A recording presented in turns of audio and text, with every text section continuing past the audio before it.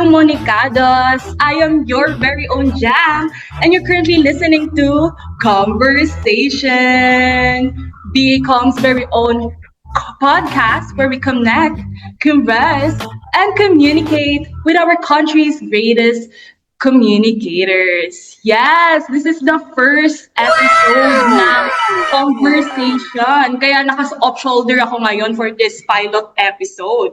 So for this pilot episode, di naman pwede na ako lang. Of course, kailangan may kasama ako. So, we are joined by someone na kilala nyo to all our fellow comunicados. He is the Deputy Executive Director for External Affairs, aka the External Vice President, aka the sweet, the smile, the sensation. Everyone, tune in for Venchi Luminaria! Hello everyone, hello to our guests, and hello to our fellow communicators right now. So, kamusta ka naman ngayon, Jem? It's because it's such an honor to co-host with you ngayong first episode ng first season natin. Yes, this first episode, I feel so first honored. Kasi first season, First episode. so Feeling mo naman first honored ka, so automatically, second honor na lang ako naman. So, ayun, kamusta naman? okay naman. Ikaw naman, Benji, kamusta ang undas break mo? Alam mo yun, medyo malungkot yung undas eh. Kasi alam mo yun, hindi na malungkot pala, nakakatakot din yung undas. Kasi madaming multong bumabalik nun eh. Diba? Ikaw ba? Ako, minulto din ako ng baon kasi ang tagal namin walang F2F class. Ayun, pero before kasi nung undas break natin, ang dami na rin nating na-experience. Kagaya na lang nung UPLB event natin, nakapunta tayo sa UPLB to join a communication student convention and ang dami rin nating natutunan. Aside from that, marami kaming studio na na-visit, like yung GMA. Ikaw, ano yung naging experience mo sa GMA? Na-experience ko talaga dun is, ang laki pala ng GMA, no? Ang daming building, and ang dami rin nating napuntahan na event nila. Sa sobrang laki, napagod kami. Nakakapagod maglakad. Nakakapagod Pero ang saya din kasi ang dami natin na-experience, especially sa news department ng GMA.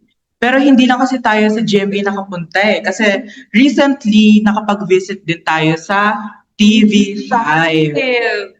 Ayun, speaking of TV5, that reminds me, we are actually joined by 3 special guests.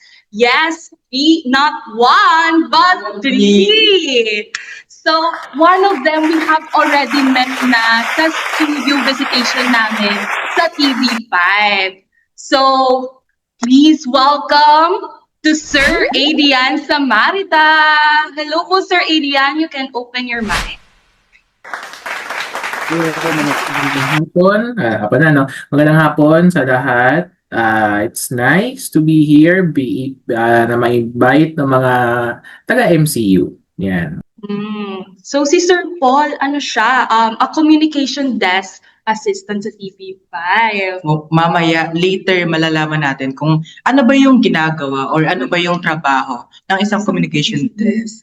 And for our second guest, we have Sir Gerald Subire, Digital Media Manager at GMA7. Hello po, sir!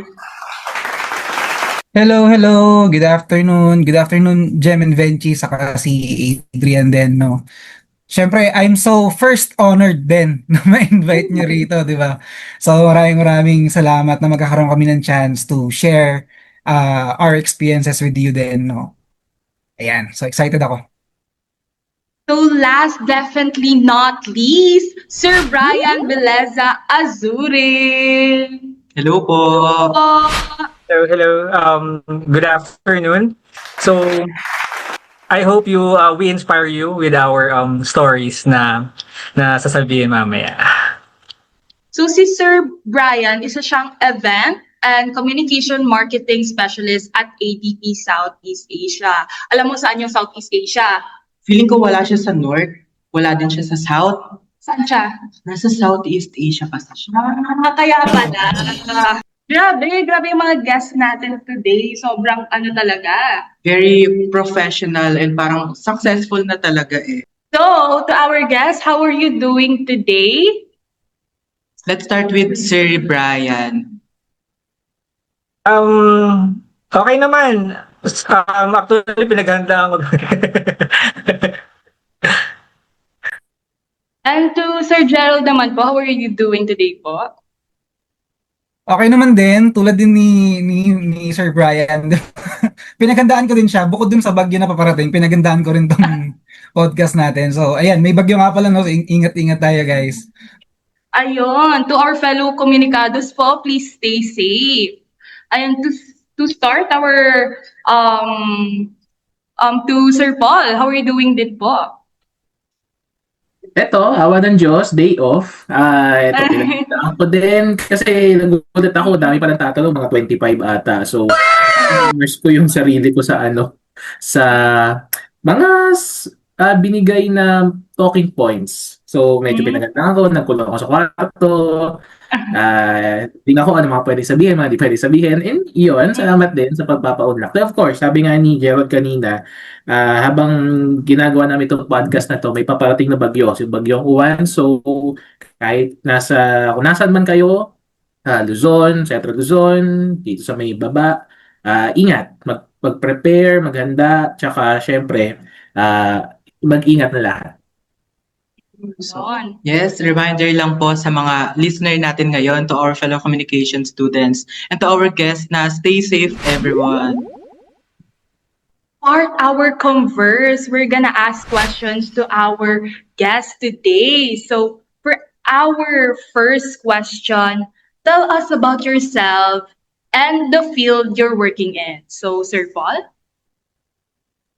Ayun, of course, well, salamat sa pagpapaunlak sa akin dito sa inyong munting podcast.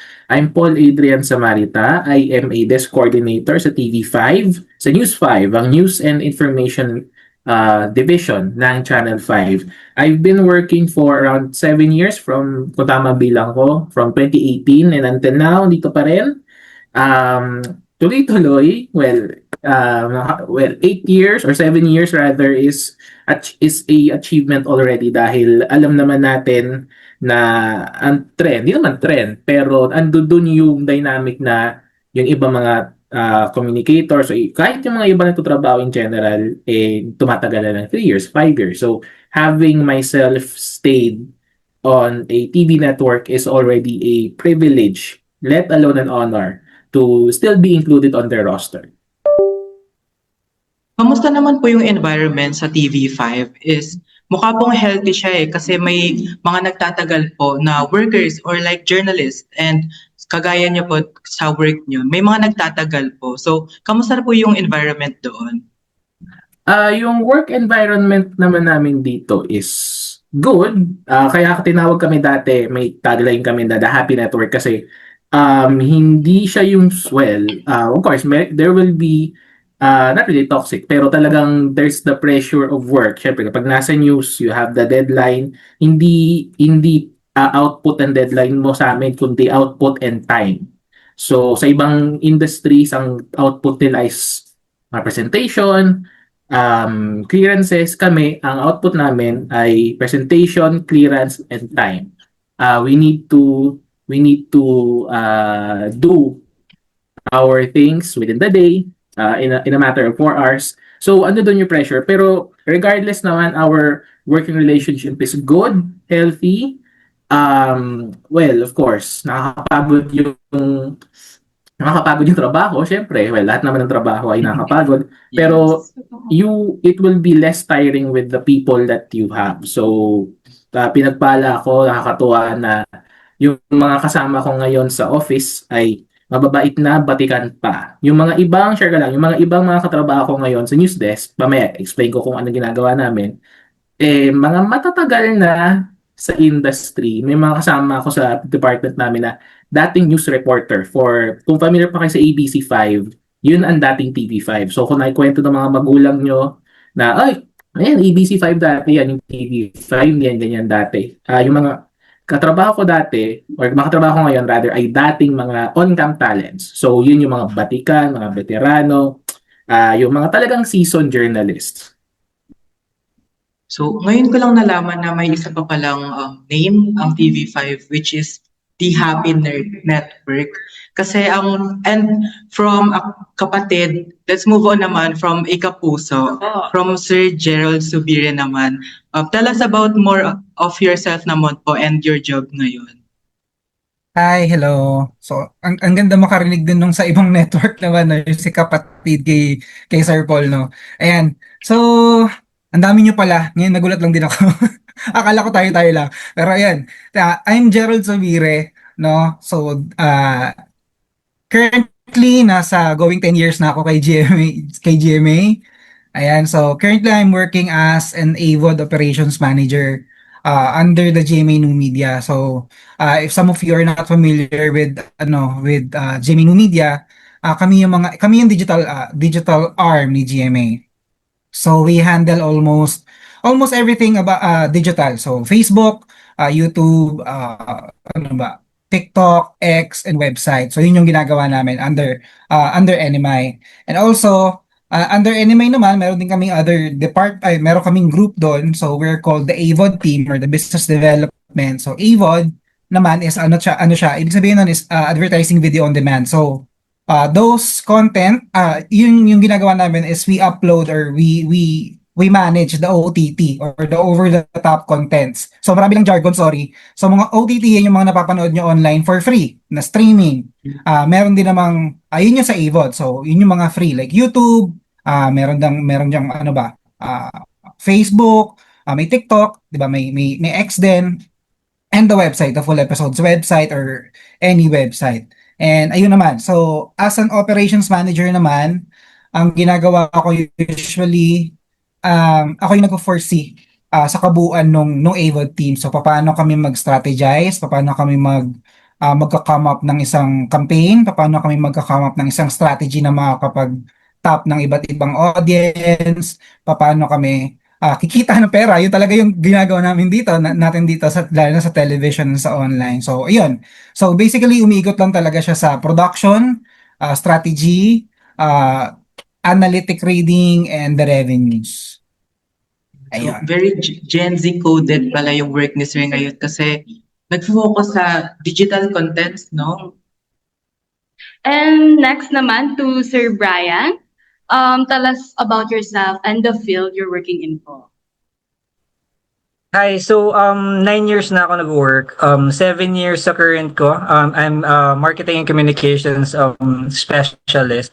And we mainly handle yung corporate communication. So internal and externals, mostly yung mga email announcements, on-site, virtual and hybrid events.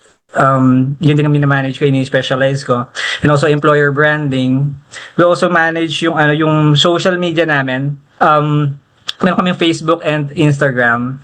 And yung 2 years ko before, nag-OJT ako doon. Yun yung pinaka bread and butter ko. Wala akong kaalam-alam, hindi ako marunong mag-email, hindi ako marunong mag-compose, wala akong ka-formal sa katawan.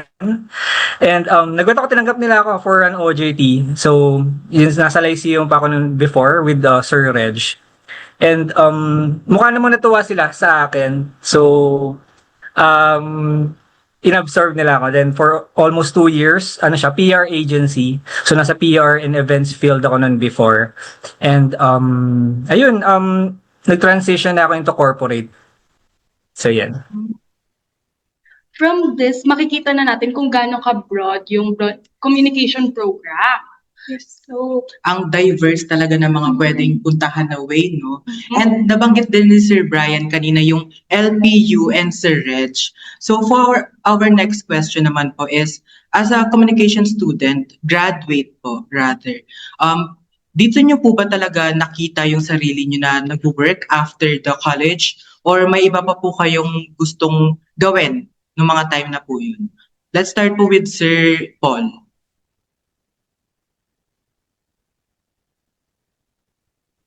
Hello, sir. Pa-unmute po. Ayan. Sorry, medyo na kinakain lang ako ng teknolohiya. At sa akin, Mukha naman kasi kwento ko lang kasi nung bata ako, kung ang tatay ko ay mahilig mag-basketball, ako mahilig ako magbasa ng dyaryo, magandang balita. Alala ko pa ang front page with Mel Tiangco, yung TV Patrol World dati.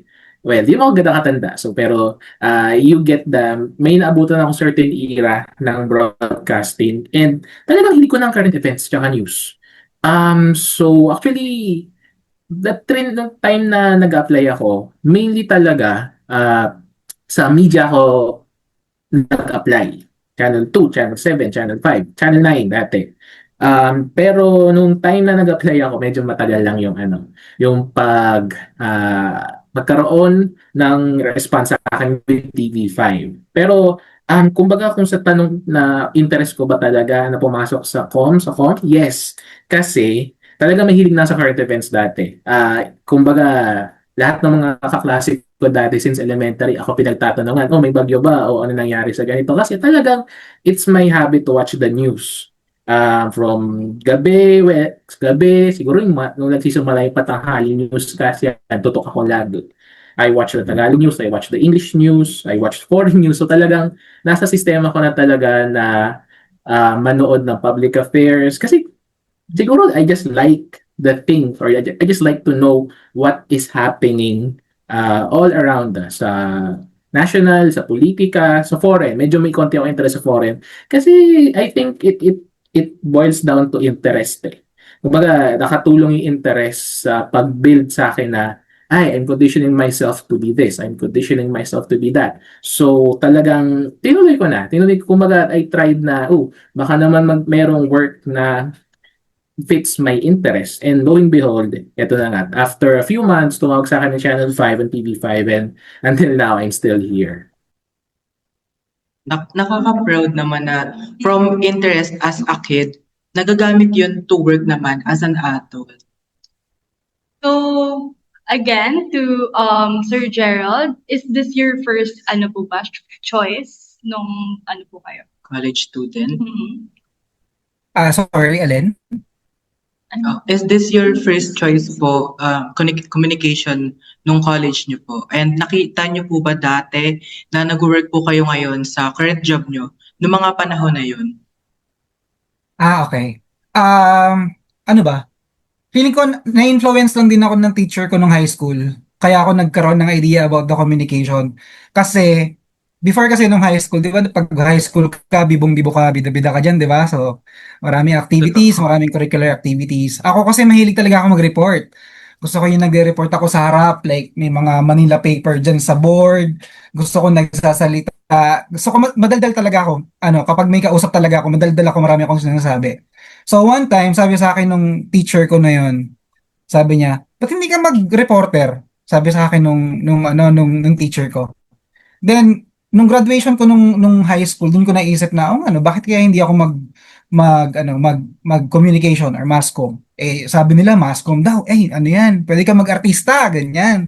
Pwede ka mag-artista, pwede ka maging reporter, ganyan. Sige, apply ako. Ngayon, kasi hindi yun yung first choice ko nung college. First choice ko talaga is HRM. So gusto ko mag-HRM kasi gusto kong matuto magluto. Or basta gusto ko nang may kinakalikot sa kusina, ganyan. Sabi sa akin sa LPU, sir, wala na pong HRM, wala ng slot. Sabi ko, anong slot ang meron? Ang meron po dito, communication, broadcasting. Sabi ko, sige, pwede na yan, mass comm. Doon siya nag-start talaga. Nasabi ko, baka dito talaga ako mapupunta broadcasting. Then na-realize ko nga na yung daldal ko, pwede ko siya mapakinabangan talaga. Kasi nga gusto ko maging radio reporter. Radio host or radio reporter. Or reporter talaga, mga beat reporter, ganyan. Pero, hindi ko in-expect na mapupunta ako dito sa digital kasi wala talaga akong alam sa digital. As in, no, I have no idea. Wala akong talent talaga sa digital. Alam ko nga, bagsak ako sa digital kay Sir Reg eh. Or mababa yung grade ko sa digital media kay Sir Reg. Kasi, ewan ko, basta, ako kasi very, parang as bata mo na gusto mo mag-mass comm, di ba? Parang nakulong ka dun sa traditional media na parang gusto mo nasa broadcasting ka lang. Like, hindi, dito kasi sa broadcasting maganda eh. Gusto ko mag-reporter, gusto ko ganyan. Pero napunta ako sa digital media. Napunta ako sa digital media because dito sa NMI, nag-OJT pa ako. So, after yung OJT ko, hinire nila ako before pa ako graduate. So, ano yun kumbaga, hindi ko suggested na gawin nyo yun. Kasi parang mas suggested kong kapag ka-graduate na magpahinga muna kayo or 1 month, 2 months, parang i-collect nyo muna yung sarili nyo kaysa bago pumasok ng biglaan, di ba? Pero yun, so, na-hire nila ako doon, natapos yung OJT ko, pumasok ako doon kay NMI. Then sobrang lost ako kasi wala talaga akong alam sa digital. Wala akong alam sa creative writing. Wala akong alam sa kung anong pinag-uusapan nila. So, yun nga, hindi ko talaga in-expect na pupunta ako dito. And ayun, so sa mga susunod na year, siguro nag-improve naman and nagagampanan na natin yung pagiging digital person natin dito kay GMA. Ayun. So, from Sir Paul na na-influence ng bata, si Sir Gerald naman na-influence ng high school teacher. So, malaki talaga yung factor ng influences natin pagdating na talaga sa college. So, let's proceed naman po kay Sir Brian. Same question po sa inyo na communication po ba is your first choice? And nakita nyo na po bang nag-work yung sarili nyo dati sa field na ito? Alright, so actually ang first course ko is ECE. Kasi yung father ko, engineer siya. So gusto ko sanang sumunod sa yapak niya as an engineer. Pero kasi hindi ako nag-succeed doon sa engineering. So electronics and communications engineering 'yun. So ang ni-retain ko na lang yung communications nung nag-shift ako. No. So nung nag-shift ako sa communications, okay naman as a student. Ang pangarap ko talaga makapag-work sa media industry, like for example, ABS-CBN, GMA, yan, TV5. Kasi nag-aano kami before nagtutour kami sa mga stations din, and ang ganda ng mga gamit, ang interesting talaga siya. And kaso nung mag-OJT na ako, ang naging factor ko doon is masyadong malayo. Sa Dasma kasi ako nakatira. So medyo mahihirapan ako, magko-commute ako. So nag-venture ako, naghanap ako ng OJT sa Makati. So agency siya. So marami naman ako nahanap online. Hanap lang kayo online kung kailangan nyo ng mga OJTs. Nakahanap ako ng PR and events agency.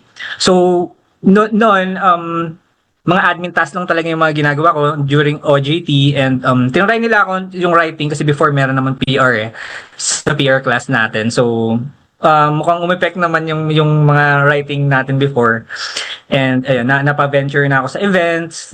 And after nun kasi, ang mga nakakausap namin, mga companies, mga corporations, mga marketing, sila yung mga kumukuha sa amin kasi agency kami. Sila yung mga kumukuha sa amin sa mga services na kailangan nila. Yung mga ganun, kunwari mayroon silang mga anniversary party, corporate events, and other PR, meron silang event na kailangan nilang i-release sa newspaper ng ayaw nila gumastos.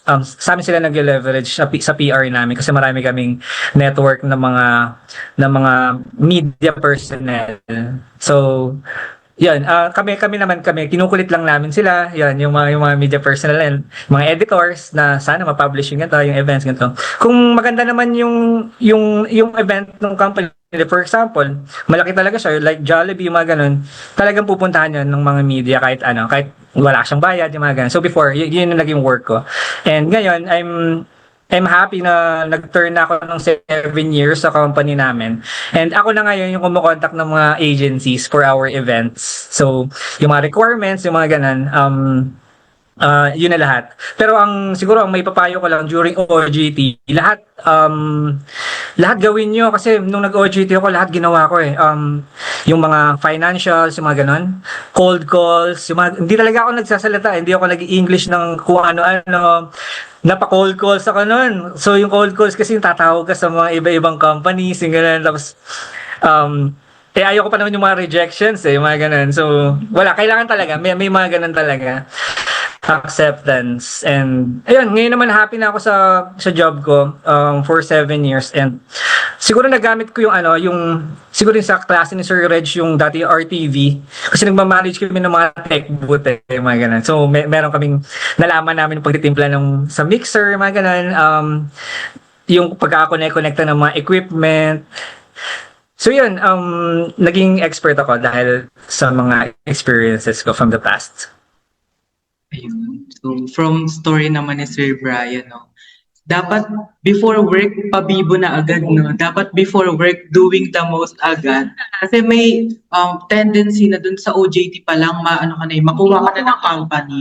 And kapag nakuha ka ng company, pwedeng magstay ka na dun or mag-upgrade ka pa, kagaya ni Sir Brian. Ayun. So, kahit dito pa lang nalalaman na natin yung mga journey nila, how many years na sila doon sa industry, at kung paano sila nag-start. Of course, without the journey, marami tayong challenges na ano, ayun, alam niyo na, nafe-face yon, nafe-face. So, what challenges did you face in your journey to being where you are right now? So, Sir Popol? Ayun, dagdag ko lang pala sa sinabi ni na Brian na yung time na nagko-cold call siya sa OJT niya, mga kabataan, mga guys, yung internship nyo, kung nag-internship kayo ngayon, sikapin nyo na, yun yung pinaka-the best na mapupuntahan nyo kasi it will make or break your journey all throughout. Kasi sa kaso ko, nag-OJT ako sa medyo may kumpanya lang, CNN Philippines, News, at the time na yun ay 2016 elections. Alam nyo naman, ang naging bearing ng 2016 elections, so it's my make or break era ng time na yun. So kung nag-internship kayo ngayon or naghahanap kayo ng internship ngayon, please galingan nyo kasi malamang at sa malamang yun ang industry na tatahakin nyo. Anyway, dun sa challenge naman, tama ba ang intindi ko sa tanong? Challenge while at work o challenge in finding the work? Both po, Both. pero mostly po challenge na nafe-face nyo sa work nyo po right now. Okay. Sige. Sabi ko nga sa inyo kanina, parang every day the time is our deadline, bukod pa sa usual deadlines. Totoo yon kasi nakaka-pressure na meron kang output na, at least I'm speaking for the people na nasa field, na parang same din naman ng aming trabaho. Yung may pressure na may hinahanap kang item or hinahanap kang balita na syempre ngayon kasi ang prinsipyo na ng news gathering is digital first. So dati kasi ang kalakaran dati, according sa mga kwento na naririnig ko, lahat ng balita ilalabas sa primetime newscast. Frontline Pilipinas, 24 Oras, TV Patrol. Ngayon, hindi na ganun ang laban. Unahan kayo sa pagtitweet. So, pag may nakita na, si ganito, nakulong. Si ganito, may warrant of arrest na. Ang unang instinct na gagawin ng reporters at kami sa news desk is hanapin. Sino nagsabi? Pangalawa, kontakin kung sino yung nagsabi. Pangatlo, tama ba ang sinabi? Kumbaga, andun yung basic lang naman yung tatlong yun eh. Hanap, usap, post. Pero totoo, ang daming challenges niya. So yan ang challenge namin, hindi lang sa field, kundi kami sa desk. Ang ginagawa ng desk ay para kaming reporter pero sa office. Kami may mga times na we find the news, may mga times na we deploy for the news, may mga times na we do the news. So, we deploy kapag may makita kay reporter na, nasa Malacanang, nasa Baguio ngayon. Sa kaso namin ngayon, we deployed people para sa Baguio. May isang pinapunta sa Aurora, may pinapunta sa may Baguio, mayroong pinapunta sa may Isabela. Kami ang gumagawa nun. So, the deploying part is ours. So, ganon. And minsan, kapag kausap na namin si opisyal, minsan ang problema, hindi sumasagot. Pangalawa, sa totoo lang, may mga pinipiling tao. So kapag ganun yung na-encounter namin, kailangan namin kulitin. Sir, sabi nyo sa station na to, may makukulong daw today. Kapag hindi sumagot, but text. Tapos, kaya kung hindi, pwede kang magpatulong sa isang kapwa reporter. Ganyan. So, the challenge is really the time and the how big the news is. Pag wala pa pag wala pa rin at marami na nagpo-post, hinahanapan na kami niyan. Naghahanap na yan. Nasa na yung sinabi ni Bato? Ganyan. Sorry if I mention name. Nasa na yung sinabi ni ganyan? Wala pa ba tayo? And happy naman ako kasi I feel na we've been competing enough for the big wigs. Well, we are part of the big three, pero Yes. Sa totoo lang, and ito yung medyo inaano namin, kinocure namin ngayon, kapag sinabi mo kasing breaking news, ang pumapasok sa isip ng tao ay GMA tsaka EBS. We are aware of that. So, ngayon nakakatuwa kasi nakakahabol kami. Kasi syempre, we are TV station and we have the responsibility for the viewers to bring it factual and bring it fast. So the pressure is how to be fast and how to be factual. And I think we are meeting that for the viewers. Nabanggit niyo po sir na minsan ang pagre-release is paunahan yan. So, question ko po is, mako-consider po ba na ang industry ng communication and sa work niyo po ngayon, competitive po ba talaga siya? Competitive is an understatement kasi talagang andun kasi yung aspect ng unahan. Well, may mga ibang ibang layers kung paano ang meaning ng unahan. Pero I would say na talagang parte na kahit dati pa yung pagiging competitive sa news kasi una ang kalaban mo yan. Tulad nung kanina sabi ko, ngayon lang kasi nadagdagan ng aspect ng pabilisan eh. Dati ang labanan dyan is ano yung mga nakuha mo na umayari sa newscast mo. Ngayon, ano ang nakuha mo at paano mo siya ilalagay sa newscast? At least sa TV sa digital space ngayon, ano nakuha mo? At kaya makukuha mo na ba ngayon? So talagang competitive yan. Kasi tsaka rin ang problema ngayon, hindi lang naman 3-4 ang news station sa bansa. Marami na, baka nga 400 na. So mas marami kang kalaban. Ang advantage na lang namin is yung galing ng digital team namin sa video. So, may mga, minsan parang kung may napapanood kayo, may mga digital advisories kami tinatawag. So, reporter, hindi siya nagre-report sa TV pero nakahawak siya ng cellphone, nakaganyan. Tapos natuturo, mga kapatid, nandito tayo ngayon sa Ombudsman kung saan nagkaroon ng rally kanina. So, yun na ang labanan ngayon. Competitiveness, and how to deliver that package na yung retention ng tao mapupunta sa iyo. Thank you po sir. No? So based sa kwento ni sir, the challenge is the pressure and the time. And sa kwento niya nabanggit din yung other network which is GMA. So I think it's right to go naman with Sir Jeron. Ano naman po yung mga challenges na na-face nyo sa journey nyo po sa work nyo ngayon? Tinitake note ko pa yung sinasabi ni Sir Paul eh. Baka magamit kay charot lang. Pero ayun. Balik lang ako dun sa start na yung isa sa mga unang challenges ko kasi is yung hindi ko niche talaga si digital media. So wala talaga akong idea dyan. I have really no interest when it comes to digital media. And yun yung isa sa mga naging struggle ko nung simula. And second, siguro creative writing is not for me. Creative writing in a way na magka-capture ka ng audience, maraming audience. Kasi siguro marunong lang ako magsulat for myself, like poem or mga songs, pwedeng ganyan. So, yun, kaya ko siyang isulat. Pero when it comes to creative writing, like paano makaka-capture yung audience nila, Jem at Venchi, paano yung mga ganong age bracket nila? Paano yung age bracket naman nila Sir Paul, sa ni Sir Brian, paano mo sila makaka-capture? So, isa yun sa mga naging challenge ko din, creative writing. And number 3, ayoko sa numbers. Kayo, Jem and Venchi, gusto niyo ba ng numbers? Gusto niyo ba ng math? Kaya feeling ko kaya kayo nag-mass comm, di ba? Ayaw niyo naman. Yes po. Thankful naman po, wala na pong math in the modern world next sem. So, ayun, thankful naman po. Hindi mo sure. Pag andito ka na, hindi mo sure. Ngayon lang yan, pero sa mga susunod meron na yan. True. Kapag nandun na kayo sa part na to, marirealize nyo na buti alam ko yun. Buti nagmata ko para mga ganun. Pero ayoko talaga ng math. Kapag nakakita ko ng numbers, alam niyo, ina-anxiety ako. Nanginginig kang ganyan. Mga ganun. Kasi sobrang parang nakakatrauma yung math. Siguro dahil bagsak ako sa algebra nung college. Kaya siguro ako na-trauma sa math. Pero ayun, yung numbers kasi pag naiisip ko siya, parang ang dami. Di ba pag nakakita kayo ng numbers, parang ang dami niya eh. If i-compare nyo sa writing, like sa books or sa mga novels or articles, mas madali siyang basahin compared sa numbers. Kasi i-caveat ko lang din na yung numbers na mababasa din yan. So meron din kayong magagawang something sa numbers na akala nyo sa letters nyo lang makukuha. Ayun. Then fourth is yung siguro pag nag-lead ka without guidance, yun yung pinakamahirap. Kapag nag-start ka na mag-lead. Kasi kung wala kang guidance and wala kang experience, yun yung isa sa magiging challenge nyo kasi mahirapan ka mag-adjust. Yun.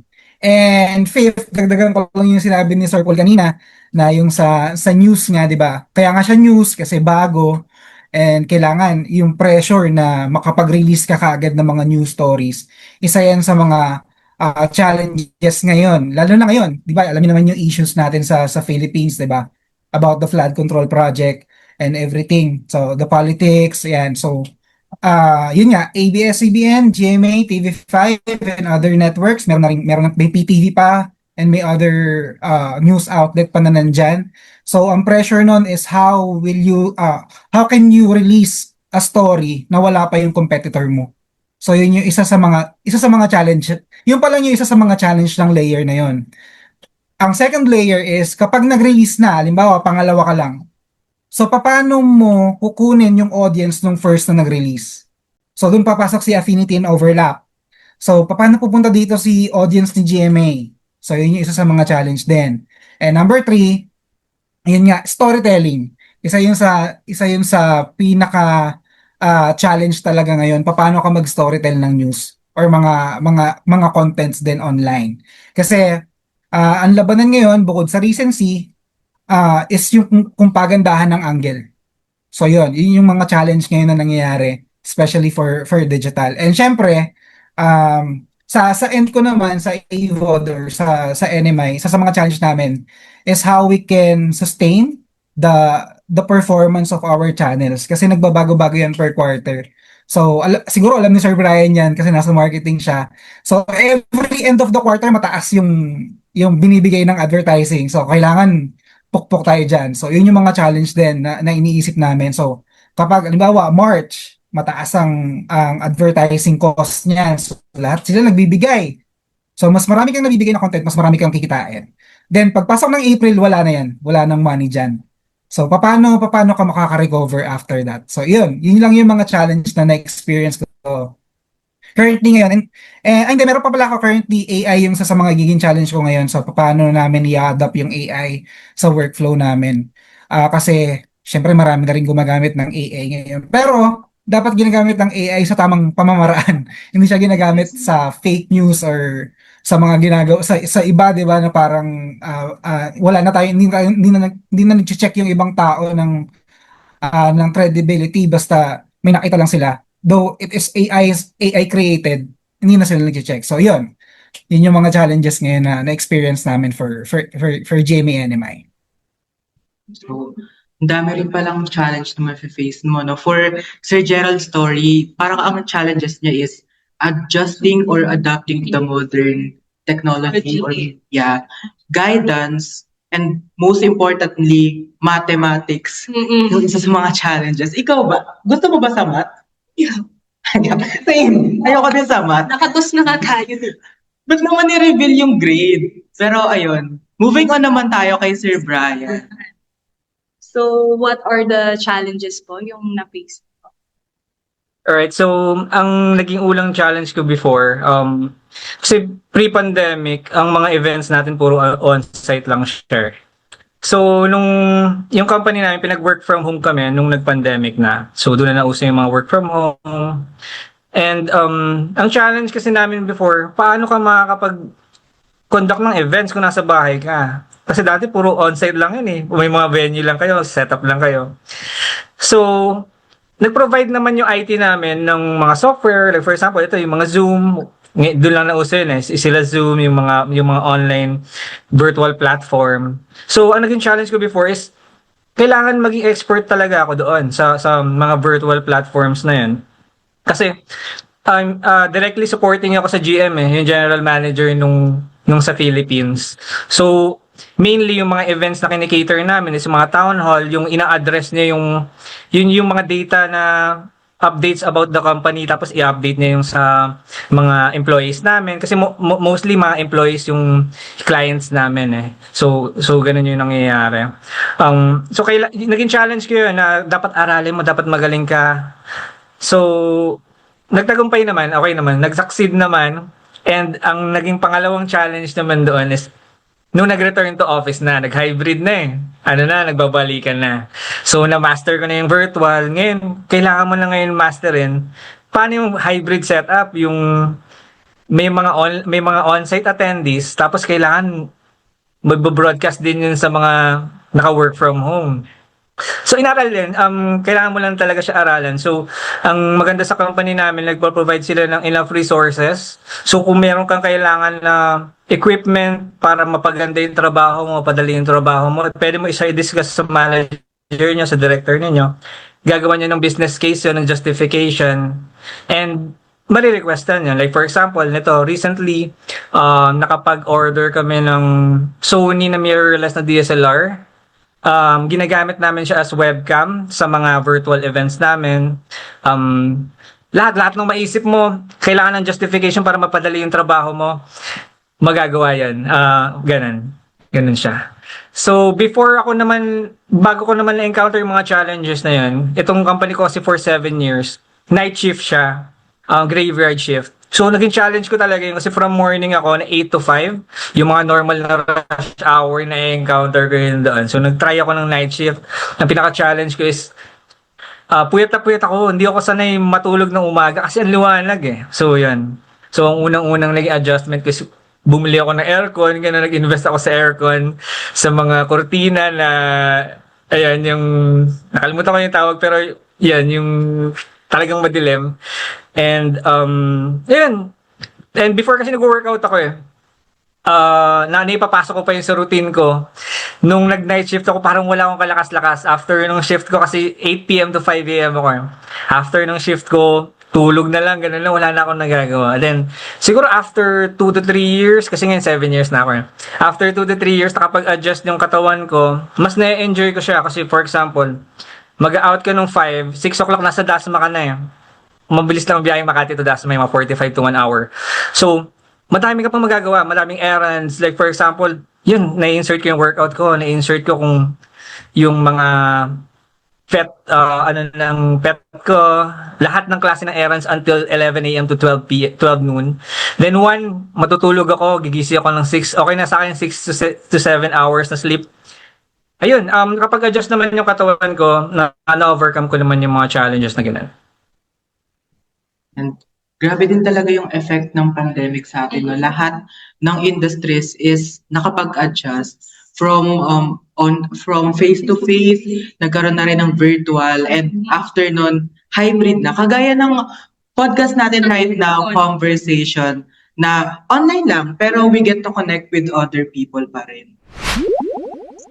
We're moving on to the next segment. So we will coming back to the days. Ano bang days to? For this segment po, before tayo mag-podcast ngayon, nakapag-research po kami and nakahanap ng mga pictures nyo before. And if-flash po namin right now and gusto po namin malaman kung ano po yung mga hobbies, kung ano po yung mga stories behind those picture. So first, let's go po with Sir Paul. Naku, patay tayo dyan. Wait, Ano pong award yan, Sir Paul? Hindi ko na maalala eh. Baka si Sir Red medyo maalala. Pero ito yung kasi sa amin sa LPU Cavite, meron kaming, di ko alam kung meron kayo or kahalintulad, pero parang kumbaga may Mascom Awards kami or awards na we are getting, tawag dito, we are honoring, ito yung mga time na parang kami-kami lang. So, best advertising, best thesis, hindi ko na maalala, sorry. Pero ito kasi parang ito yung huling franchise nung tawag namin dito, Sotero H. Laurel Awards. Ngayon ata, iba na ang tawag, Laurus Nobilis. Nakakatuwa kasi yung mga batch ngayon, mas big time na guest nila ay sina DJ Chacha, medyo kaibigan ko. Kami kasi ang parang naging guest namin noon sa edition namin, si Pinky Webb. Kasi dati nasa CNN pa siya. So, ako contact noon, share ko lang. Eto, promise hindi ka na maalala eh. Pero I think kung hindi man best advertising product or mga ganon, hindi ko rin maalala. Tingnan mo, payat ko pa. Alam ko na dati, mataba na ako niyan. Pero Di ko na kung sino nakahanap nito.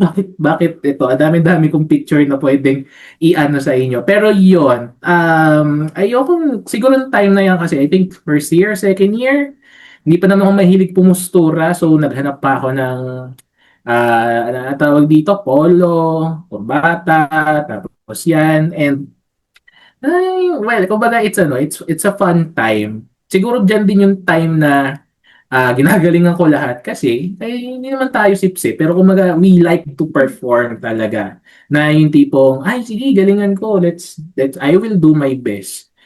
Gawin natin yung best na version ng papel, best na version ng research, best na version ng isang presentation kasi ano ko introvert ako, tahimik ako, so ang gawa ko tahimik. So inaano ko na lang, nilatag ko na lang lahat, type ko na lang lahat. So, kumbaga, sa inyong mga kabataan, galingan nyo. Ako, naniniwala ako, mas magaling kayo sa amin. With all the advances ng teknolohiya. Kami, syempre, nung time, ngayon lang naman AI 2022, nung medyo nag-wane out na ang pandemic. Kayo, alam ko kasi, kayo mga kabataan ngayon, pati ata yung thesis, ginagawa niyo ng ChatGPT, please wag. Learn the old-fashioned way and you'll thank us later. Kasi magugulat na lang kayo, kung ang trabaho nyo ay more research-based at napagdaanan nyo sa thesis yan, sa advertising, you'll thank your teachers later dahil you've learned the old-fashioned way. Walang masama sa bago, pero syempre, iba pa rin kung alam nyo kung paano ginagawa dati. So, please, wag tamarin, enjoy the process. Alam kong mahirap at alam kong iba ang ira namin sa ira nyo, pero alam ko na yung magiging produkto na ginagawa nyo ngayon, magbubunga yan through accolades, tulad na itong picture na to, and the experience you've gained. So, para sa mga watchers and listeners natin ngayon, no, huwag tayo umasa sa AI. Ayan, from Sir Paul. Ay, hindi naman umasa. Tawag dito, be as resourceful as you were Yes. before. Kasi, AI, well, kasi alam niyo yung syndrome na ay sige AI ko na lang yan. Nangyayari sa akin yan may time sa office na may mga dinepende ako sa AI. Pero iba pa rin talaga kapag wala. You learn how to summarize on your brain, you learn how to listen, you learn what you'll prioritize. So yun, galingan, wag gumasa sa AI. Tulo kumbaga kay Hans Kua, yung sikat na fortune teller, ang AI ay gabay lamang. Bahala kayo kung anong gagawin nyo dyan, basta tama ang inyong kukunin. Basta mga ganun. Okay, nahanap po namin yung photo na to sa Instagram nyo po. Posted siya October 1, 2015 pa or yes, 2015. Pero may yung katanampas, mga kapatid. Natatakot naman ako sa iyo. Ayun, for another throwback naman po, let's proceed with Sir Gerald. But, ay, wow. Feeling ko singer siya. Ikaw. Feeling ko singer din. Ayan. Sir, ano po yung story behind this picture? Actually, na-foresee ko na ito yung kukunin nyo. Kasi nung nakita ko yung kay Paul, sabi ko, ay, mukhang SHL yung kukunin nila. SHL din yata to eh. Alam ko, SHL din to. Parang sa Terra H. Laurel Awards. I think ito yung unang event ni Sir Reg for the Mascom students. Kumbaga, parang gumawa kami ng event dyan. Then, gusto ni Sir Reg ng merong jingle. So yung pinaka-theme song nung SHL, ako yung gumawa nung time na yon. So, ayun. Kaya nung time na yan, pinorform ko siya ng live dun sa sa mismong event nung Sotero H. Laurel Awards. Ayun, I think yun yung pinaka-ano ko dyan, yung pinaka-role ko dyan. So, ano din ako dyan eh? Ano bang tawag dun? Music something, basta music manager yata ako dun sa prod namin na ginagawa dyan. So, ako nagmamanage din ng mga audio na lumalabas sa event. So, ayun. I think yun lang talaga yan. Nag-perform lang talaga ako doon. Kinanta ko lang yung pinaka-theme song ni Sotero H. Laurel and magandang experience siya. Kasi sabi ko nga kanina, 'di ba, mahilig ako magsulat pero hindi creative writing na mahilig ako magsulat ng song. So sobrang mahilig ako sa music. Grabe, saan niyo nakukuha to? Saan mo ba nakuha yan? So, nakuha ko po yung picture sa Facebook and it was posted po nung July 22, 2016. Yun. Proceed naman tayo with Sir Brian. Ayun. Ano naman po, Sir Brian, yung story po ng picture na to? Right, so pandemic to, I think 2021 or 2022. So kung mapapansin, sobrang taba ko. Wala akong ginawa kundi kumain lang. Wala akong nagagawang kung ano-ano. And may hawak-hawak akong DSLR. Nangyayari to before, meron kaming side hustle na meron kaming client na kailangan niya ng stock photos na ilalagay sa brochure, like for example, ganun. So, dalawa kami ng ka-team ko. Ginrab namin opportunity. So may mga talent sila. Nagrenta kami ng office space, ganun. Tapos, nag-shoot kami ng stock photos. Like for example, yung mga makikita nyo na royalty-free na kunyari, yung mga nagtatrabaho, na mga office employee or nagtatawanan, lahat ng klase ng mga ganun na magagamit. So, I think Nestle ata yun yung company, pero sa Thailand. Hindi ako sure kung doon talaga ginamit. Pero kinailangan nila yung expertise namin. So before kasi, sa communications, may photography. Yan, dahil sa photography class, natuwa naman ako. Yung unang camera ko noon, ano ba yun? Nikon D5000 ata yan, parang yung tawag doon. So napaka-obsolete niya na ngayon. Yung gamit-gamit ko dyan, Sony na mirrorless, tapos yung telephoto. So yun, ano siya? May gig namin yan, side hustle. Yun. So, napaka-diverse talaga ng communication. Sure. Pwede talaga mapunta kahit saan. And nakaka-inspire siya sa mga student pa lang na hindi lang sa isang bagay or sa isang way pwedeng makapagtrabaho ang isang communication graduate. And speaking of communication student, I think it is right time to proceed naman with our next segment. So ngayon naman, we are giving everyone a chance to connect with our special guest. So to our fellow comunicados, if you have any questions about their journey to success, backstory, or their life as a student of communication and media, this is it, Pansit, tanungin yun na. Good afternoon, I am King po, and my question is, kamusta po ba yung income sa field of media? Is it enough to sustain for yourself or for family? Is the income fixed or does it depend on an output?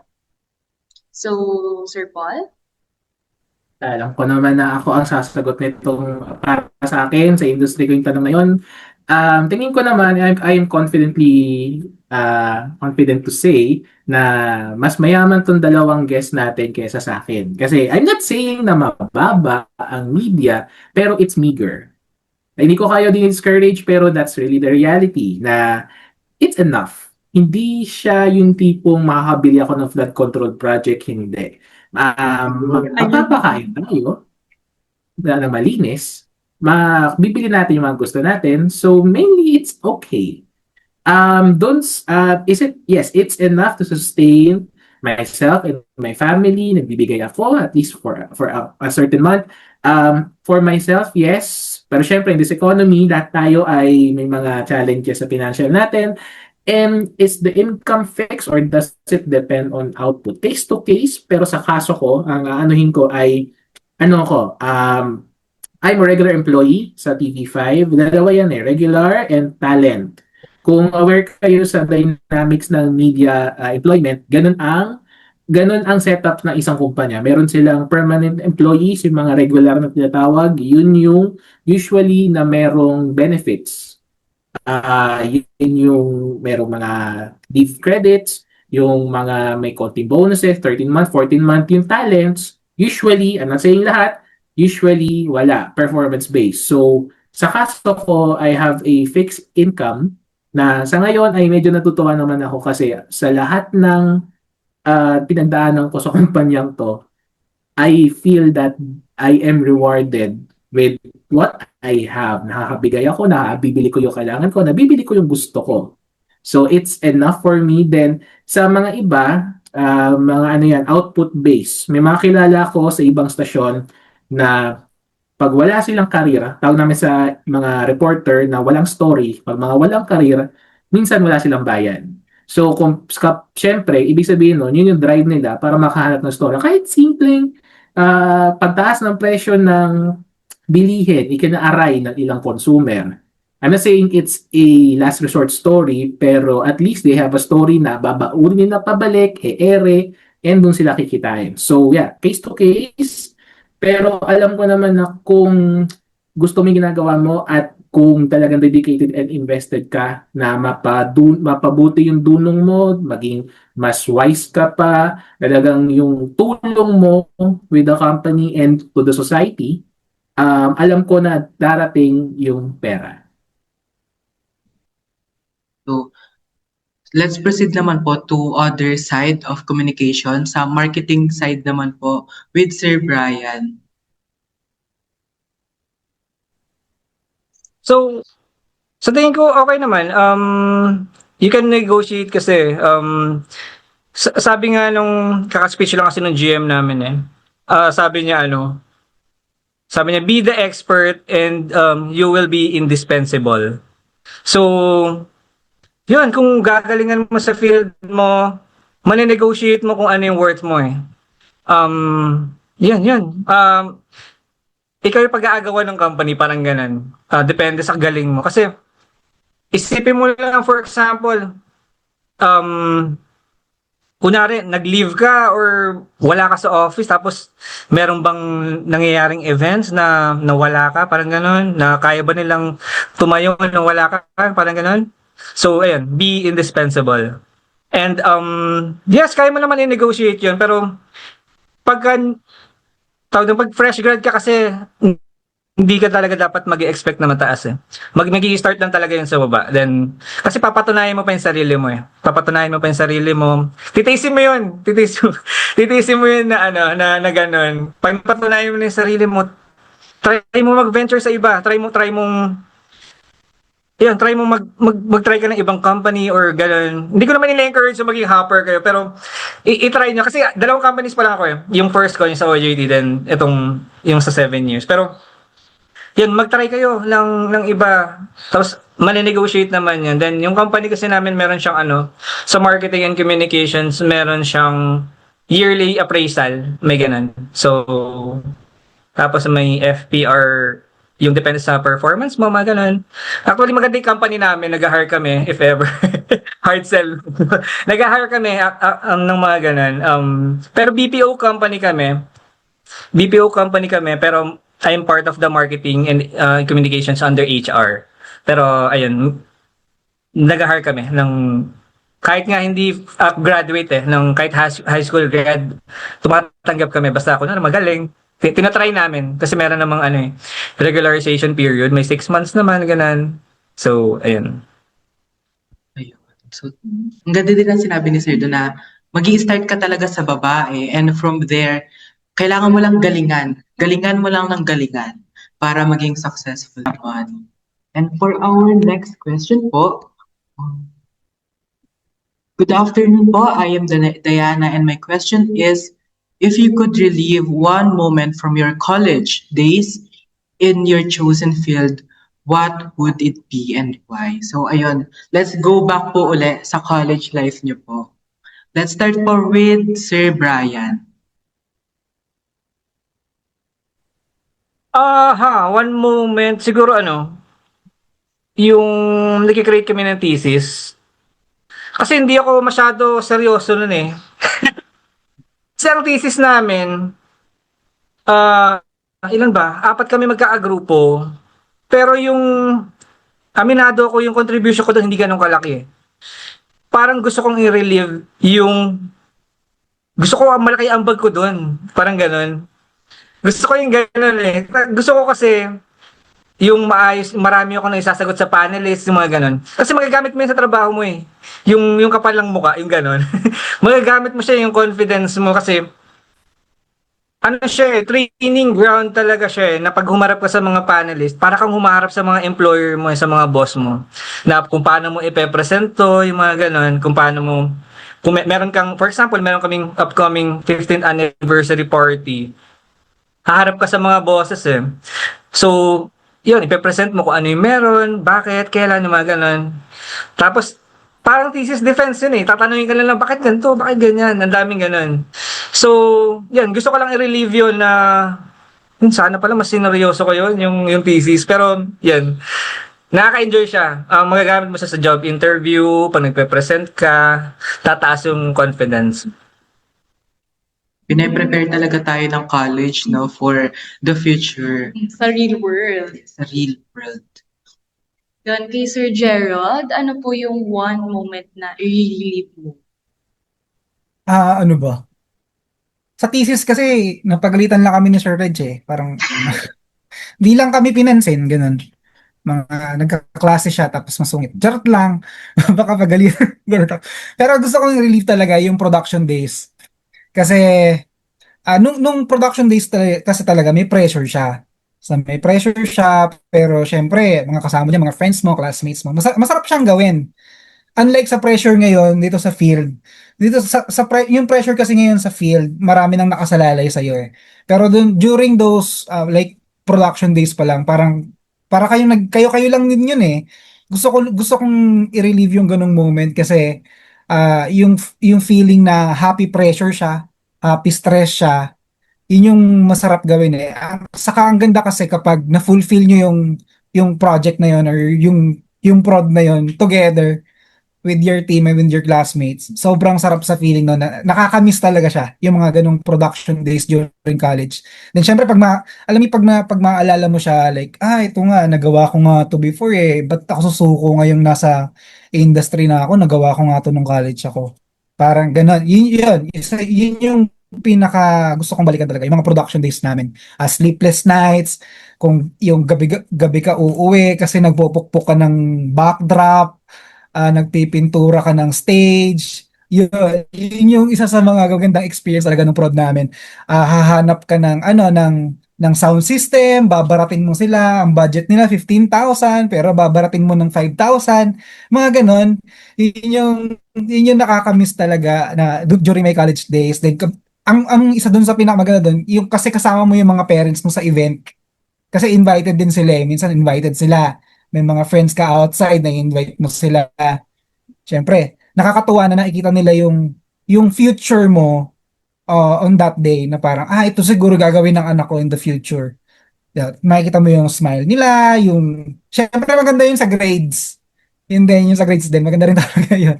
Pero yun, yung happiness talaga habang ginagawa nyo siya. Yun pala gusto kong i-ano sa inyo, gawin nyo lang lahat ng ginagawa nyo ngayon, college or after college, gawin nyo siya with happiness or masaya kayong gawin.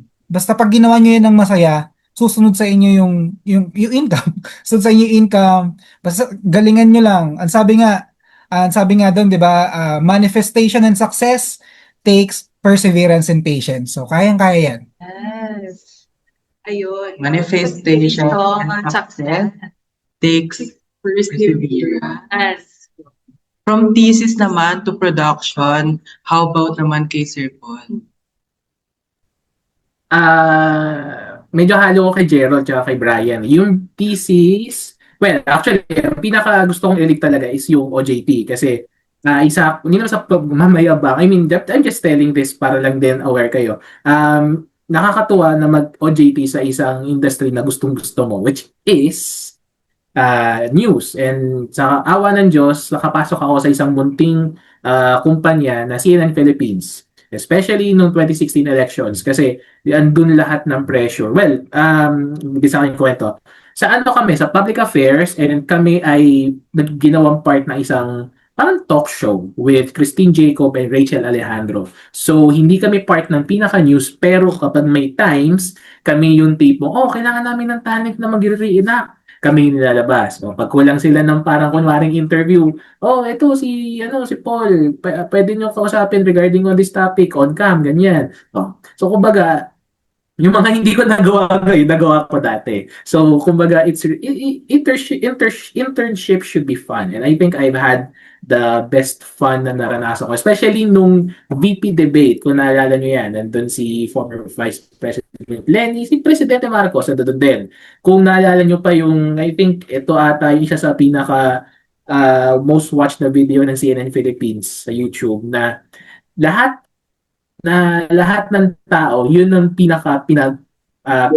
nung time na yon. Kasi yung tatlong presidential debates noong 2016, parang, okay, sige, ganito ang okay. Kumbaga, it's predictable. Pero yung VP debate daw talaga, yung parang sinabi nila ng mga audience na it's the best debate on the four. It's the only vice presidential debate. It happened on UST, pero yun yung pinaka makulay. Kasi yung, well, the personalities and who won during that time, dumagdag.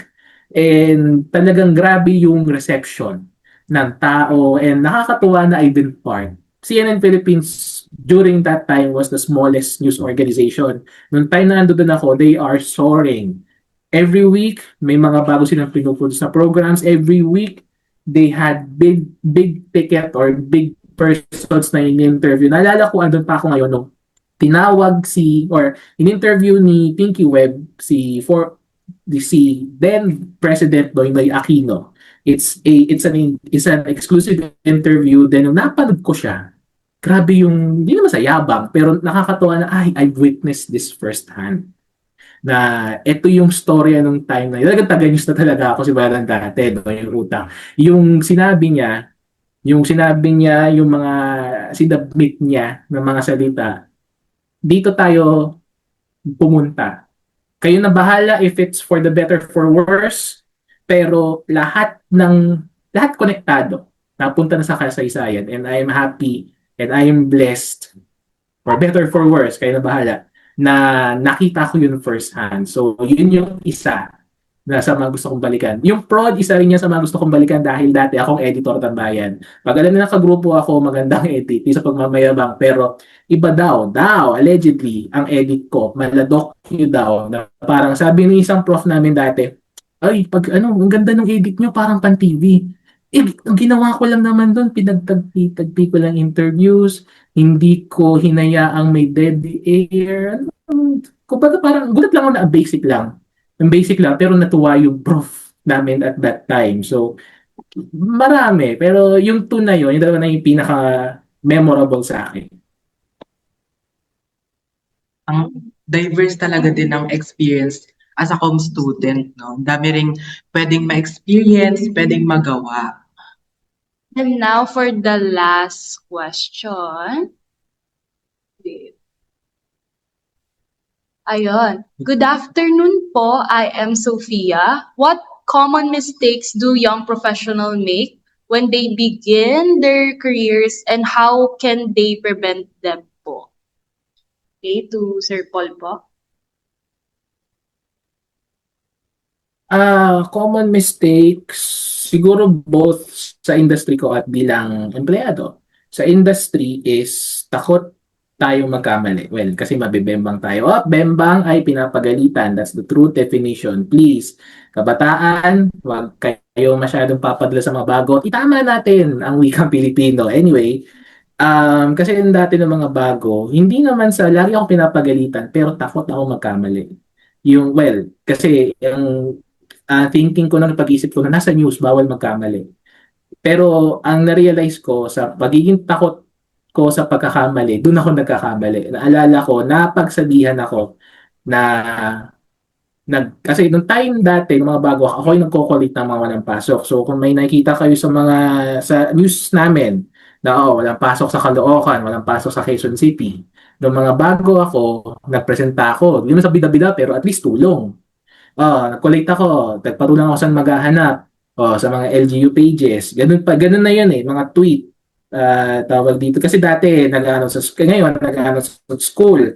Dati, may time na kinakontak namin si Mayor. Mayor, wala bang pasok? Mayor, may announcement pa. May number kami ng mga mayor. Sina-text namin, tatawagan. Then, kapag sumagot, yun, salamat. Pag hindi, antayin namin yung iba. So, one time, nagkamali ako sa pagsabing walang pasok sa Quezon City. Nung nalaman ko yun, ano nun, is parang nalagay ko ata ay walang pasok, senior high school sa Quezon City, pero ang totoo, wala namang announcement. Ang sabi lang, maghanda. Long story short. Nung nalaman ko na hinahanap yun, nanginig ako. Kasi, syempre, kasi yung problema, umere sa TV yun.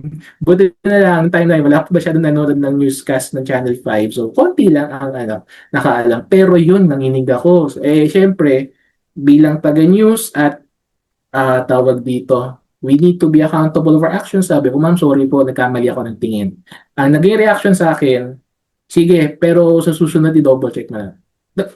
Diba, gets nyo? Hindi naman ako pinagalitan, pero yung konsensya ko, I felt na the world fell through sa akin nung time na yun. Isang pagkakamali lang, pero na-appreciate ko yun na hindi ako sobrang pinagalitan, napagsabihan lang. So, yun na yung lagi kong iniisip kapag ginagawa ko yung time na yun. Double check ko, may mga keywords ako na hinahanap, and awan na Diyos, hindi ako nagkakamali. Yun, sa pagiging professional, so kung papasok na kayo sa real world, ika nga, parang Pinoy Big Brother lang, no? Huwag kayong ma-pressure na kumita ng malaki. Kasi talagang malit lang yan. Nagsimula ako, pwede ko sabihin niya, around 16,000 pesos. Tatawan ng Diyos, medyo mas okay na yung financial ano ko. Kasi dati, pressured ako kumita. Kasi syempre sa bahay, yung may dalawang kapatid, paano pa sila kukuha ng baon. Then nung nakita ko yung pagka-offer sa akin ng trabaho, na ito yung so ano gagawin ko sa this is sa Ismail. Na-pressure ako. Pero ang inano ko, sige, tuloy na lang natin to, dito na tayo eh. Ngayon, natutuwa naman ako na I've been rewarded financially, may mga konti na akong ipon, susunod ko na siguro yung mga properties, I'm still young, so it's my new way of thinking ngayon. And tama yung sinabi ni Brian tsaka ni Gerald na gawin nyo ang lahat ng gagawin nyo na may puso, ng may galak, at may pagpupursige and susunod yung kita. Kasi sa totoo lang, masyadong invested ang Pinoy, rephrase ko, masyado tayong focus sa economy ngayon, sa kaperahan natin, na nakakalimutan natin kung paano ba to gawin ng tama. Ang gusto natin ngayon kumita, pero nalilimutan natin lahat kung paano gawin ng tama at ng walang mali siya. Ibig sasabihin mo lang ng tama. Hindi mo bibigyan ng, kumbaga, hindi mo iniisip na, ay, kailangan galingan ko to para lumaki sa ako. Well, part yun. Pero, think of the now. You should be this good, or strive to be this good para mapaglingkuran mo yung mga kasama mo, mga trabaho mo, pamilya mo, and syempre, yung buong society mo. Kasi, yun yung napapansin ko ngayon, last point ko. Ngayong nauuso na ang kontrobersiya ng flood control, ng fake news, ng AI, lahat kami sa marketing, sa digital, may challenge yan. Sa amin, ang challenge namin is how to be true. At isa sa mga napansin ko ay nawalan tayo ng sense of empathy ng mga Pilipino. So, kayong mga kabataan ay assume na hindi pa lang kayo 20 years old, siguro 18, 19. Siguro ang maano ko lang is have empathy to people. Kasi hindi lang sa trabaho, hindi sa ginagawa nyo, kundi sa lahat.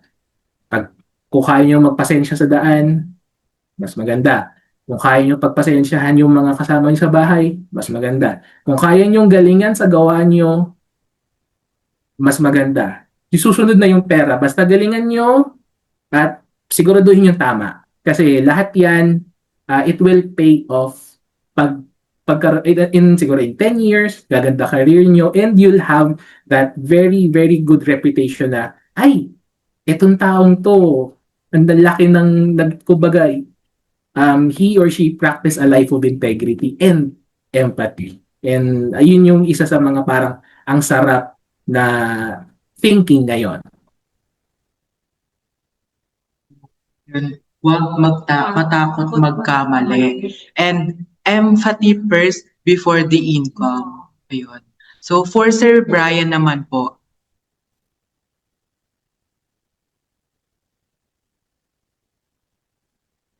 Alright.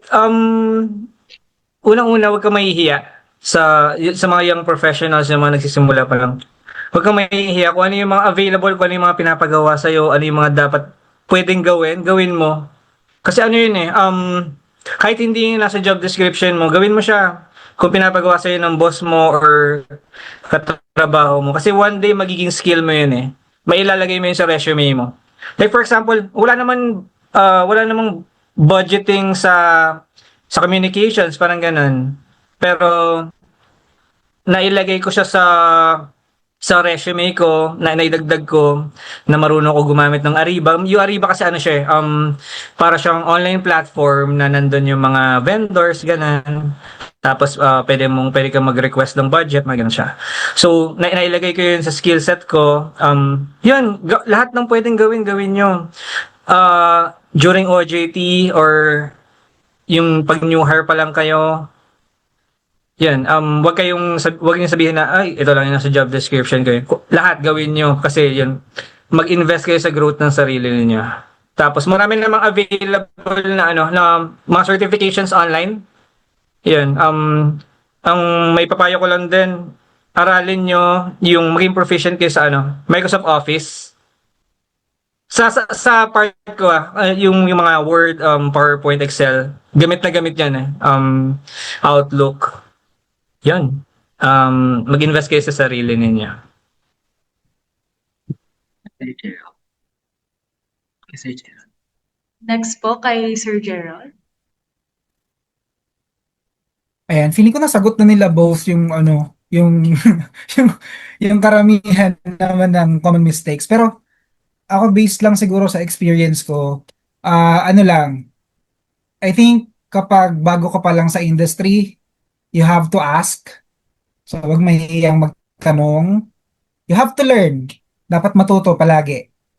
You have to be open-minded sa lahat ng bagay. Kasi yun yung usually kapag against sa will natin, di ba? Hindi natin siya ginagawa eh. Pero hindi natin alam na may possibility na-mention nga ni Sir Brian kanina na yung skill na yun or yung task na yun may contribute sa skill set mo in the future. And siguro fourth ko, understand. So try to understand everything. So ang ano talaga diyan, palagi kang magtanong. Kapag nalilito ka, magtanong ka. Kapag tingin mo malito, magtanong ka. Pag tingin mo may gagawin ka, may suggestion ka, sabihin mo. Tanungin mo rin kung tama ba yung ginagawa mo. So always ask. Huwag kayong mahiya magtanong kasi yung mga tao sa industry din kasi marami na silang ginagawa, di ba? Marami silang ginagawa. So hindi ka na nila more or less hindi ka talaga nila mamomonitor. So all you have to do is ask. Pag tinanong mo naman sila, tuturuan ka nila. Yun yung pinaka maganda naman dyan sa industry natin. And also, na-mention na rin naman nilang dalawa kanina, give yourself permission to fail. Always give yourself permission to fail. Kasi those failures and those mistakes, pwede yan yung maging mitya mo eh para ma-reach mo yung success. 'Di ba? It takes a new journey kasi parang pag pumasok ka sa industry, bagong world siya. So hindi naman pagpasok mo diyan expert ka na kaagad. So nandiyan talaga si failures and talaga si mistakes. So yun, I think yun lang yung sa akin. So yun lang talaga yung pinakagusto kong sabihin yung wag mong i-limit yung sarili mo mag-fail and mag-mistakes. Magkamali. Kasi yun talaga yung foundation ng success. Ayun, ayun nga sinabi na ni Sir Gerald, huwag mahihiyang magtanong. So, Thank you so much po for our three guests na very inspiring din yung mga stories behind sa mga kung nasaan na sila ngayon. at sobrang maraming motivational words, and advices ang binigay nila. And I believe maraming na-motivate na fellow komunikados natin dyan.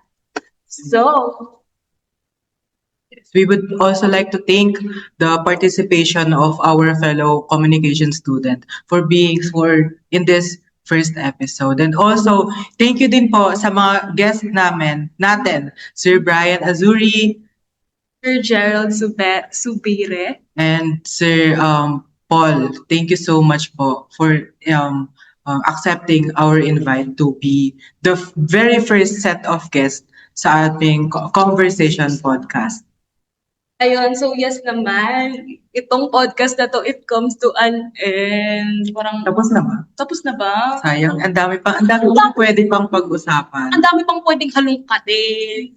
Ayun, so, kaya naman to everyone, we're inviting everyone to follow our Facebook page and Instagram page, which is MCU iCentral Media. Also, don't forget to subscribe sa aming YouTube channel, which MCU iCentral Media din, which you can rewatch the full episode of this podcast. Yes, which is the Conversation, BACom's very own podcast, where we connect, converse, and communicate with our country's greatest communicators. Yun. Thank you so much for everyone for joining our very first podcast episode. Yes, thank you for listening, and we hope to see you soon. Bye. Bye. Thank you so much. much.